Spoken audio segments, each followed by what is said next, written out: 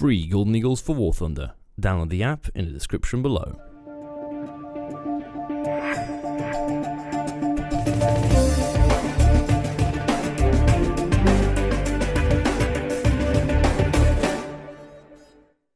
Hey guys, welcome back to War Thunder and welcome to a entirely different video. Why?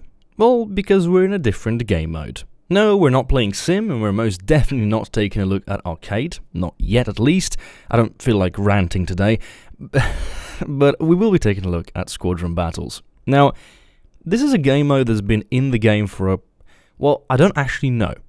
So if somebody wishes to inform me of how long it's been in the game for, I'd love to know. But it's besides the point. I've recently created my own squadron, Forehead, and by the way, just because we're on the topic of it, if you wish to join Forehead, please read the requirements and please do visit our Discord server. I'll leave a link in the description for the Discord. It's not just for Forehead, Discord's there for anybody who wants to come into contact with me or my moderators.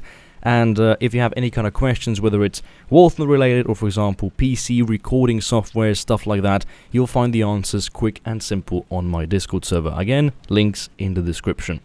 But as it comes for Forehead, we have quite high requirements. Not so because I'm looking for the best players with stats, but because we want to make a bit more of a healthy squadron from the perspective of players who we can rely on. And it has so far proven to be a very good decision. Overall, we only played about a dozen matches on Sunday, that is when we recorded this, and I only lost one match altogether. So out of a dozen matches we played, only one was a defeat. So clearly the tactics we're using so far are working out quite well. But before we actually discuss the game mode as it is and give some of my own input and opinions, why not talk about what it even is, for those of you who may have never heard of it or played it. The idea is quite simple. We're talking about a 8 versus 8 player match that can only be joined by squadron members of course, the same squadron. This is an excellent thing because it really removes that, well, call it the incompetence of random teams, and it also puts together a bit more of a tactical disadvantage and advantage depending on how competent the team's layout is. And speaking of the actual layout, you have to decide which vehicles you're going to take. The main difference between this and an average match is you're limited to one vehicle. There are no respawns, there are no choices before you've got into a match.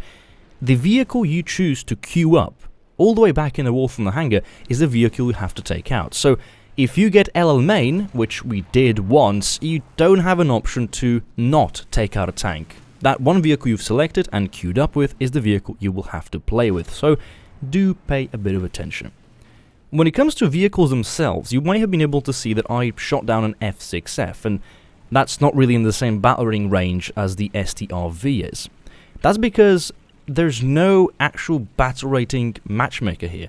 The way it works is any vehicle up to tier 5 can be taken. So, of course, the majority of players are going to be taking vehicles between battle rating 6.0 and 6.7. Your best intention would be, of course, to take the best vehicles you can.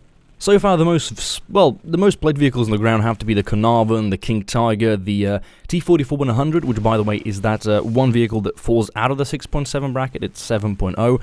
And no, that does not imply Russian bias. Actually, the T-44-100 might be one of the least competitive versions there. Personal opinion, its reload is okay, but the armor really gets traded away. British tanks really do have the edge here.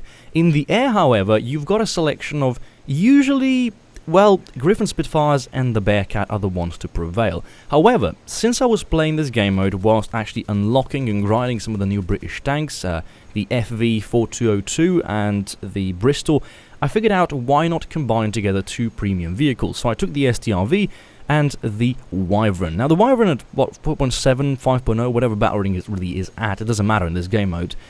It can do a fantastic job. It's got the option for the rockets, the bombs, they come in different shapes and sizes and quantities, and the guns are more than capable enough to shooting down enemy planes. And since the way the game's layout is designed, you have to anticipate that you could meet anti-aircraft vehicles, that you could meet some planes, you could meet no planes, you never really know what you will going to meet. So I like to take my planes out with a smaller portion of rockets. I took 8 here instead of 60 on the Wyvern. I'm making an approach on a Super Pershing, and of course I miss my shots. Good thing my teammates don't. This is the thing about Squadron battles I love the most. It's moments like this that are hilarious, but at the same time not so much annoying. If this happened in a random match where I'm stuck up on top of the team carrying with 10, 12 kills and the entire team has been taken out, I would be pissed. But in Squadron battles, I think everybody is the team, and the team is everybody. So that if one player screws up, the entire team has screwed up. So there's no real excuse movement. You know, if you fall as a team. The priority here is not who's going to be the best in the team, who's going to have the most kills. The priority is who is going to win the match. And at that point, there's only two teams that can win, or rather, one of the two squadrons. Because of this, it's just so much more relaxing to play. Now, hold in mind that my teammates were in fact on comms. I wasn't due to some recording issues on the audio, but it's a game mode influencing teamwork among players who have an equal amount of skill. And because there's no discrepancy in skill sets, you have a lot more fair matchmakers. Now, yes, what does happen is, of course, that, awkward Seal Club match when one team just steamrolls the other. There are some really weird moments that happen sometimes, again, with team kills and rams and suicide attempts. But the Squadron battles overall, I feel, are a great move into a direction of what I would like to propose or request or hope that one day makes it into the game, called a ranked mode. The idea of a ranked mode is that you are based off of some type of elo. There needs to be a system that calculates players' efficiency or effectiveness, and then based on that efficiency or effectiveness, you're then put into a unique matchmaker with a pre-specified specific vehicles that you're going to have to be taking out. And there's no squad ups, you get random teams, but you get random teams of players who are equally as good. And that could be a system used to really develop more, complex, tactical-wise matches for those players who have been, veterans, really. And it is a system that could also, of course, work for beginner players, but beginner players, it would also have a bit of a incentive to try them out. Because if you create a ranked mode and give it adequate rewards. Now, currently for Squadron battles, if you are in the top 3 or whatnot, you receive a certain amount of Golden Eagles per season. I think seasons last about a month. And you also get different sort of squadron tags. So when you go into a match, your forehead tag, for example, could have a different look. And this is a great addition. What I'd like to see is, of course, something among the same principle, not so much just for squadrons, but also for individual members, so that you're not always oppressed to join a squadron and participate with them. With that said, I gotta say that Squadron battles don't have much of it going wrong. I mean, I have to really concentrate to find out some of the pointers that I feel like I would change. Obviously, I'd work on the idea of having multiple spawns. It would increase the duration of matches, but as soon as I say that, I realize that then getting a lot of matches in would become quite difficult. If matches last between 5 to 7 minutes, you could very easily average, obviously, about 10 of these matches per hour if you're very fast at it. But if the matches last between, 15 and 20 minutes, in certain cases you could go all the way up to 30, you're looking at, 2 to 3 matches per hour? So it would be kind of ineffective in the sense of fast competitive game mode. Obviously, there could be certain things or changes done to the way that Matchmaker works, in the sense that which vehicles you could take out, certain limitations could be made. But as it is, I feel like it's extremely balanced. You're able to take out 8 of your teammates and select whichever vehicle you want. You can choose Japan as your aircraft, which is something that usually you wouldn't do, or wouldn't be able to do in normal matches. It just adds a bit of vibrancy, it adds a bit of complexion, and a bit of a different matchmaker experience for those of us who have really played everything else and experienced it.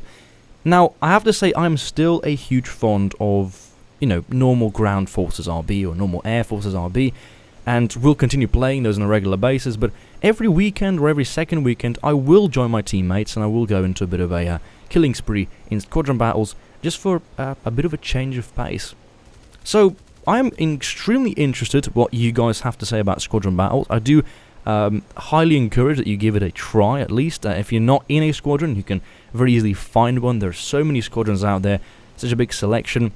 And if you do fit the requirements, feel free to also apply to Forehead and join our Discord server, and we can discuss things further.